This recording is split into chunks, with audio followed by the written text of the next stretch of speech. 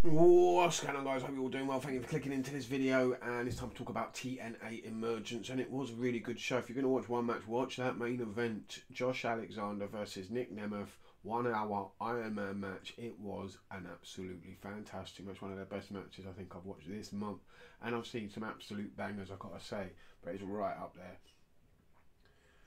Other than that, the undercard was pretty decent itself, none too shabby. The pre-show saw Frankie Kazarian defeat Kushida in a decent open. I mean, Frankie Kazarian, he's been around for time. TNA original. He was there when back in the day when I first started watching TNA, back in the early 2000s, and he's still just as good, maybe even better now. Kushida, what can I say, man? He is amazing. Always been a fan of Kushida back in the New Japan days. One of the best Super Juniors, in my opinion, out there. And this was a decent opening match, and Frankie Kazarian gets the win.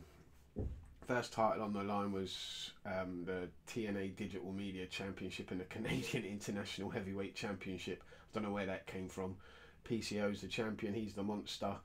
He's married to Steph DeLando. I like what they're doing there. She's the bride of Frankenstein. It looks fantastic. They look fantastic as a couple.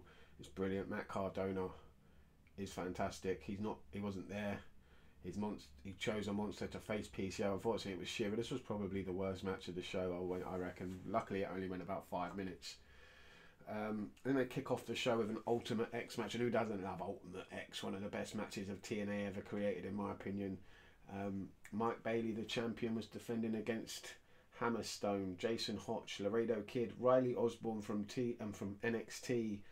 And we'll talk about that relationship in a little bit, the NXT TNA relationship, and Zachary Wentz, who would perform in the next night for NXT. And he goes on and wins the X Division Championship. And is that just because he's performing on NXT, and so they can have the X Division Championship on NXT show and get TNA over even more? Was that the reason he won it? I don't know, because Mike Bailey didn't have that championship for very long. This was a good match, really was. I really enjoyed it. Always enjoying Ultimate X, so yeah, what was not to love? Steve Macklin and Eric Young had a really, really good match. I do enjoy Steve Macklin. I think he's one that could be pushed more. They did at one point, and then he's kind of fallen off a little bit. Eric Young, another legend, man. Another legend of TNA, been around the block and been back again. And he's fantastic. Always loved Eric Young. This was a decent match. Got to say, Steve Macklin gets to win in a hard-hitting one. Did enjoy it. There was one women's match on the whole show.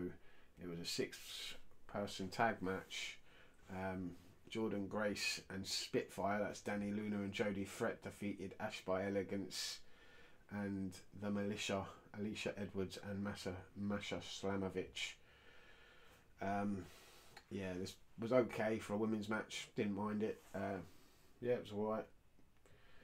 Good showcase for the champion and the tag champs. ABC defended their tag team titles in an okay match against First Class. AJ Francis, not a big fan, and Casey Navarro was substituted in for Rich Swann. Yeah, this was alright, I suppose. The 8-man tag was okay, but it's Matt Hardy, it's Jeff Hardy.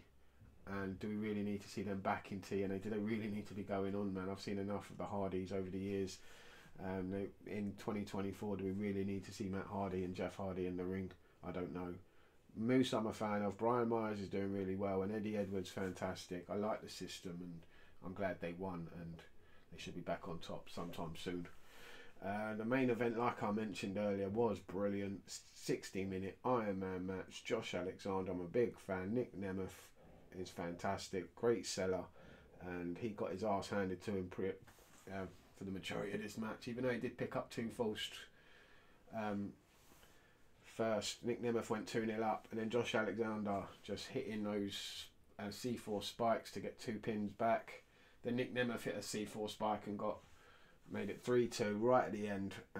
Yeah, fantastic match, really did enjoy it, definitely one to go and watch. I've just got to say, man, this relationship between NXT and WWE, while they're bringing in like the likes of up to NXT, well, not up, but across to NXT, let's say, like guys that can sing songs, but when the bell goes, meh, and they're not bringing through people like Josh Alexander and Alexander Hammerstone. I have to ask questions why. Hopefully soon they will realise, and yeah, they'll give Josh Alexander a go, and maybe even Alexander Hammerstone. Those two are definitely stars. But it was the end of the show that really was a talking point, because out comes, making his first appearance in TNA, John Bradshaw Layfield. Indie Layfield. What's going on with Layfield at the moment? He is making the rounds on the indie scene. Now he's in TNA. What is going on? We'll have to wait and see. Whispers in Nic Nemeth's ear. Who knows why he is in TNA, but I'm sure we'll find out very, very soon. This was a good show. I will say, if you want to go watch it, definitely do. It's worth it. TNA knocking it out the park again. Let me know what you think down below. Thanks for watching. I'll see you next time.